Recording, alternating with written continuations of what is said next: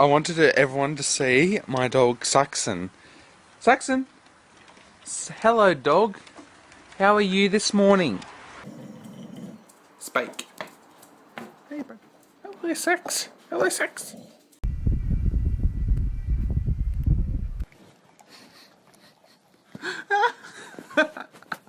He's so funny. Stand there. Okay. Actually, that's good. Easy, babe. I remember within days we wanted to get another dog. These ashes urn I'm holding is a special dog I had for a lot of years. They truly were a part of a section of my life that I was absolutely blessed with, and now you'll hear the sweet tale of their life that feels well deserved to dedicate upon. Their story and relatability to all who have long memories of the days when they had a pet of any kind, when they were alive and gave you fantastic memories. This is to you watching as well listening. What you're about to hear includes in-depth best moments I can remember to share with you and make their legacy clear. Without further ado, this is the life of Saxon. Let's begin the story of interesting journey that lays ahead.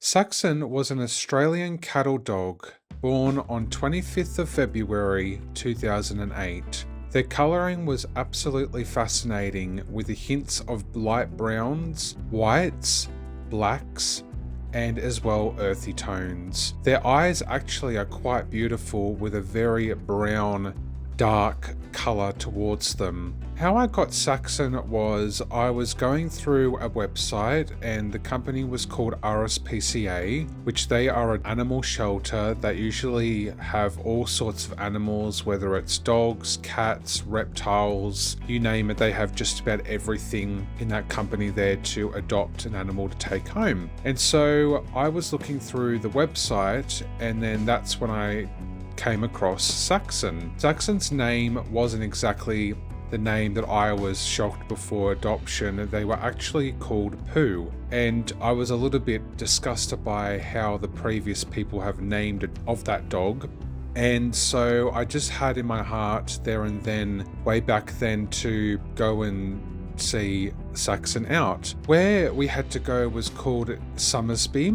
Now that was a good, I think, half an hour's drive from where I was from my childhood home, and drove along the highway just to get there. And when I arrived, it was kind of medium-sized space, but there was definitely plenty of lot of room around for all the dogs and amongst other animals that could walk around and stuff to let them out of the kennels. So all that I remember from the day was walked into the administration, say that we were interested in at that time Pooh, and so we went down and they took us to one of the kennels, and then lo and behold, me for the first time seeing Saxon was truly incredible. I remember they beamed up with joy. Their face was just so happy to see someone. And so from that point on, they let Saxon out. And I will mention also that Saxon had a second brother. Now the brother was a lot more of a light brown color.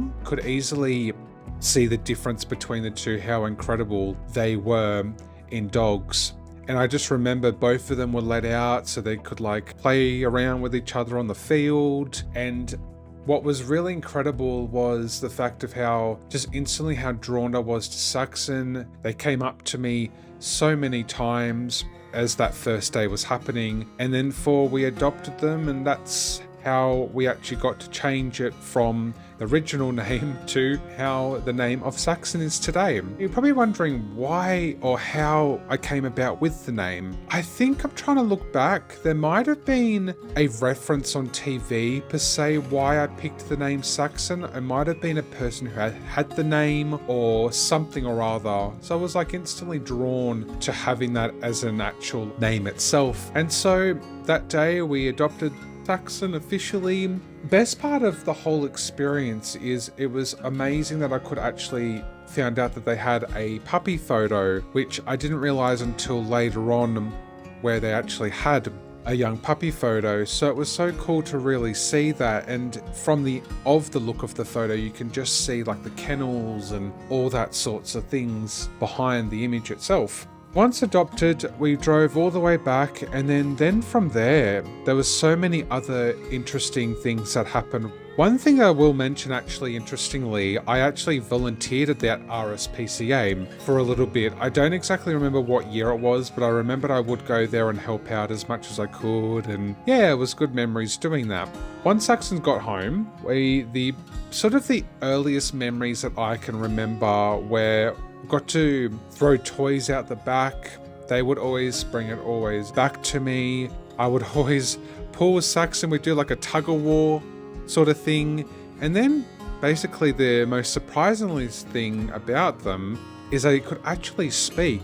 And so when they could speak, it was so communicative in a way that it was quite unique in that sense, that I didn't expect a dog to learn that very quickly. I don't know how Saxon was able to speak so well. It just sort of happened the way it was. Then basically we would also have chats.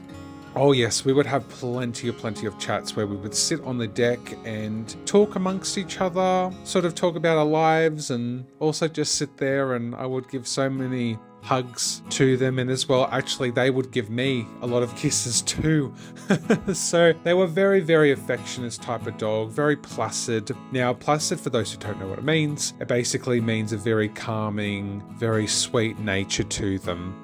Also, from what I can remember too, I have plenty of old photos and videos that you're seeing throughout this video where it shows a lot of the detail of what I actually did capture for the early years that I had of them. And so there's one in particularly where we actually got to go to the beach quite a lot of times, and I would just remember they would just run on the beach. I was always throw a stick at them. They always come back with the stick. They would always go in the water. One memory in particular is actually where they had this massive log, and they would bring the massive log all the way with us to head all the way back. So I could instantly just remember recording it, looking down and be like, oh my God, how of a dog that size could actually bring a stick so massively back with them? It's astounding how much strength they truly, really had. I was so incredibly amazed by that, so much so. But yeah, they always loved the beach. And I think it was quite good to see them be a cattle dog, because cattle dogs actually are very much the herding sheep for that matter. So you could definitely tell when you have a cattle dog yourself or have a dog of that nature, they can really truly see them sprint so fastly and able to to be able to, in that regards. More so and less, they were more like being an adventurous type of dog for that matter, which was quite fine too. It was nice to see that element of happiness towards them, that they could just instantly be able to be themselves. One thing I will like to mention is Saxon would always sit in this specific way. His leg would be out, one leg would be curled in, and then the front two would always be in a diagonal shape.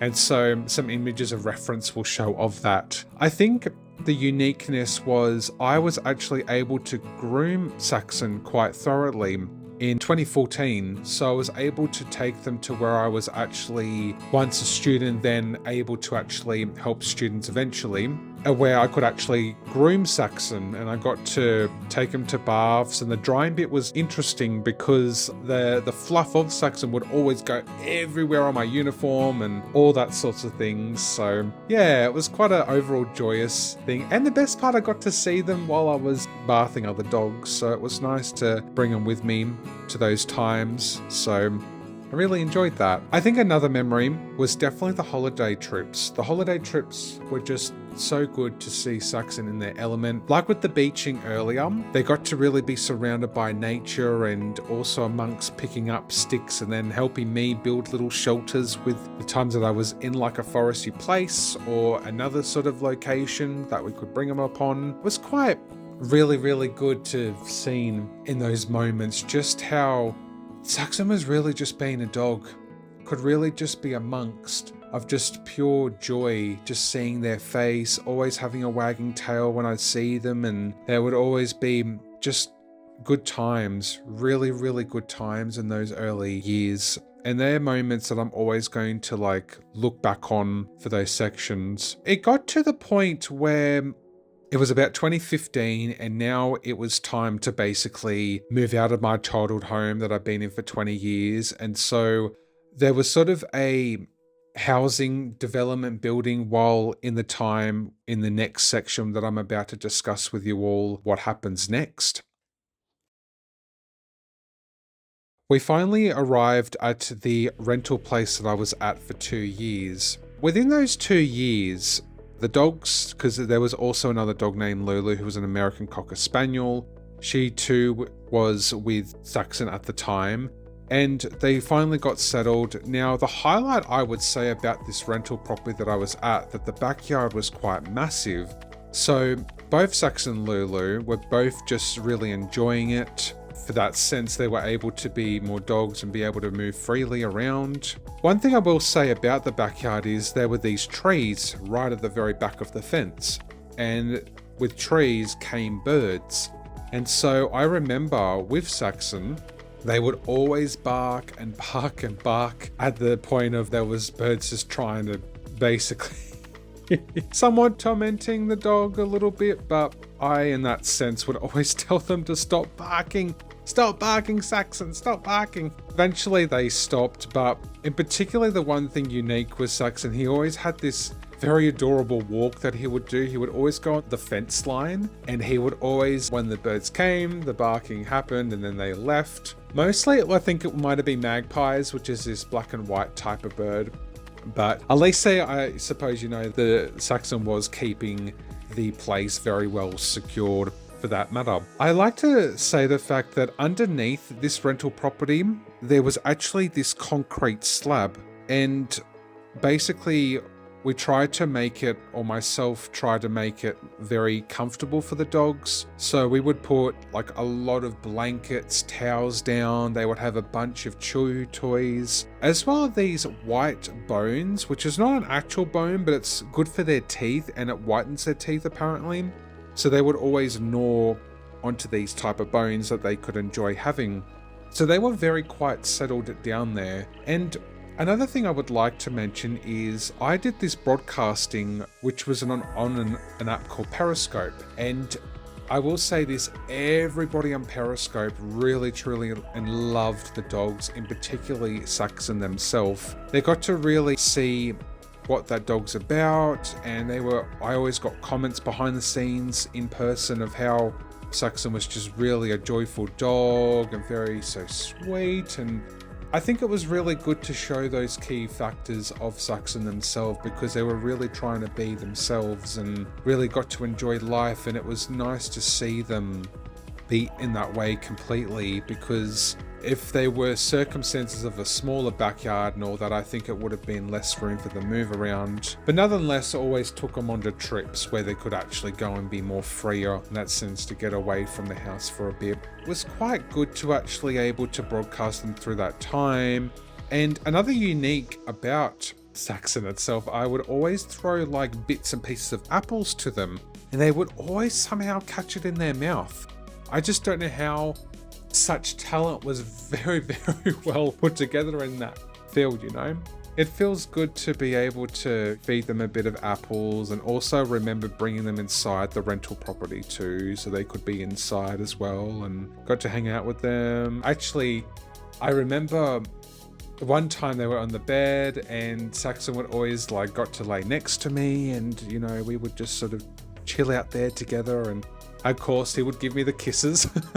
He was a very, again, kind dog, and I think that's quite unique to find something like that.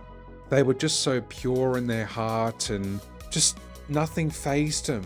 And I think that's what the type of dog they were. I think they had a lot of joy, even though with the last section that I'm about to explain was they just felt it was just a joyous thing to see them just be themselves completely and utterly. And I think for this last section is where we're going to really dive into these sort of final years and see the whole beyondness of what my thoughts were, all this other things, which is going to make me very quite emotional.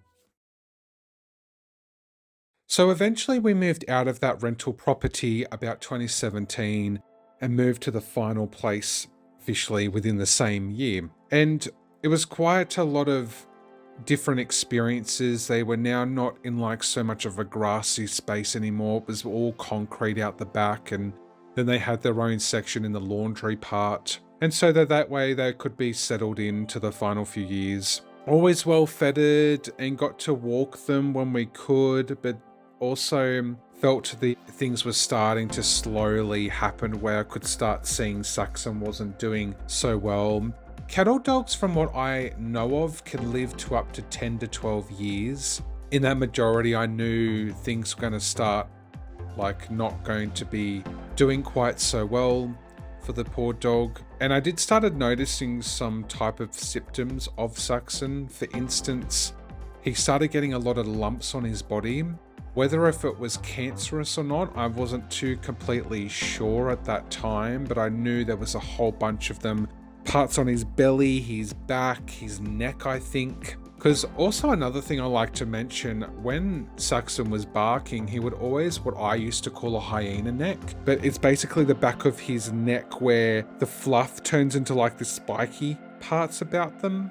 That was also a time where if there was something of a threat or anything like that, Saxon always get into that way. But then also another thing I noticed was the blindness in his eyes. He could just start to see he was getting frailer and frailer, and those sort of moments when they start having those symptoms or signs can be very daunting because you don't know how much time you've got left with them, and therefore you just make the most of what you've got. It was very last few years quite well that I could do so much of spending the last few moments with them in the new house. And I've just looking back and all reflecting on all this situation that it was just so truly incredible to just click with such a unique animal that had so much presence to them that unfortunately, as much as the time that I had, I remember the last few days of moments that I had with Saxon were truly emotional. And I remember being told that, look, Saxon's not going to make it too much soon, that we're going to have to, unfortunately, might have to put him down. Now that moment I never really reflected on so much until now, that it made me felt so emotional. The fact that this is it, Saxon's not going to make it quite soon. And so the final day was quite emotional. I remembered I made this very sweet eulogy that you'll get to hear a little bit towards the end of the video. And I don't know how to complete a straight face with it. Saxon was alive when I did this eulogy, and it was so gut-wrenching to have to say that with a bunch of people alongside of saying it while Saxon was alive too. And I remember just bursting into complete tears with unknowingly like this was sort of the final moments that I'm going to be having. Nonetheless, after I read the eulogy, I just hugged Saxon so very much. And in some of the recordings I had kept, I'm really just squeezing Saxon so much, you know, taking last bit of moments with them before of their passing. And so, speaking of the passing, Saxon passed on the 23rd of April 2020. But fear not, for the moment that Saxon was alive within 12 incredible years, I look back on all these years and all these moments of how one dog could just bring such pure happiness and such joy to a human being like myself, and in particularly when getting them in the time when I was in high school and through my 20s, they were very key moments of my life, and it was so incredible to have shared that sweet time with just a dog, an Australian cattle dog that was adopted from an rspca many years ago. It's such a surreal that now it's been officially 5 years of Saxon's passing. And so if I could say one thing to that beautiful, lovely little medium-sized dog, my heart and my soul will be forever grateful for all that you did for me. I loved you so very much. And out of all billions and zillions of dogs in the world, even in Australia, you were picked, you were fated with me to bring you home and have all these fantastic memories that I could share with you, and nothing will ever take any of those memories away from the joy that you put to me in my life. And reflecting on you, Saxon, it's such a thrill to mention so much about you in this video. I think it's such a sweet moment to have known you and your life and take you away from so much pain that you were going through finding someone to now you were able to be settled quite nicely. And mind you, you were in 3 different places in the 12 years that I knew of you. So you moved when I moved and settled down when you could. And I think that's what's the best part, was you were just there for everybody that needed you, and you were just there willingly, and everybody knows you and how special you are. Even you long gone now, I've made sure that people knew of you. And I think that's what the best legacy part is. Just now you have got this dedication that I'm so grateful that I could take part in. And thank you for the very fantastic 12 years. And one day I will see you in the skies above, and we'll get to throw a toy with you and share plenty more memories to come. I would love to sound out with this video with a very dedicating eulogy that I actually read it to Saxon the last day of him being alive. I really hope you thoroughly enjoyed listening to this video, and I present you now this fascinating written letter that I did dedicating to the one and only Saxon. To my lovely, handsome dog, Saxon, thank you for 12 amazing long years together. You have been there for me every high and low throughout my life. I came across your photo via the dog shelter website and thought how absolutely stunning you were. To your colouring right to your beautiful face, I knew there and then to come pick you up to come home with me. When I got there and seen you for the first time, I just absolutely fell over the world seeing you, and I can remember that like it was yesterday. When you were walking and had the most happiest look on your face, I just had to adopt you. Things got better. You went to a holiday destination for the first time ever, plus others throughout the future trips, and you got to live your fullest as a cattle dog there with me, as well helped build a deck out the back at my old childhood home. You dreamed lots of nights where I could even hear you sleeping away. It was adorable.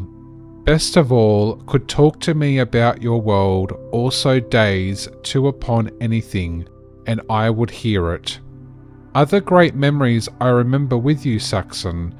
Always enjoying life outside in the sun or inside the house with me, watching TV shows, movies, and listening to music. Overall, the experiences with you has been one of the bestest ever. I'll always remember you in my heart and later in life. Thank you for the wonderful memories with me. Go and enjoy life in the heavens. You're now not in so much pain anymore. Be free, love from all who appreciated you, forever and always.